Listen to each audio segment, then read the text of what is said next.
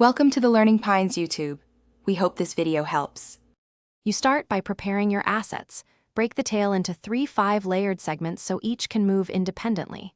Make sure you place each segment's pivot at the root where it connects to the body.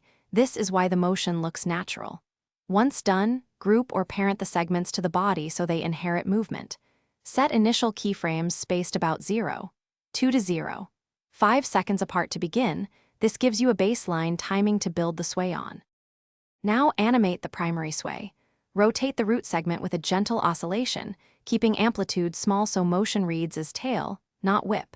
Then, offset each child segment by 1-3 frames so movement cascades. This lag is the core of believable sway. Make sure to adjust easing. Use ease in on the lead movement and slightly stronger ease out on the trailing parts. This combination creates a convincing wave where energy transfers from root to tip. Finish by refining timing and polish.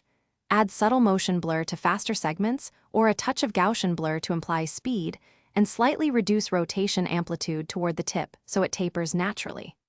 Once done, scrub the timeline and tweak keyframe spacing to remove jitter or clipping against the body. If things go wrong, check that pivots sit correctly and reset any keyframe interpolation to linear, then reapply easing. This fixes most artifacts.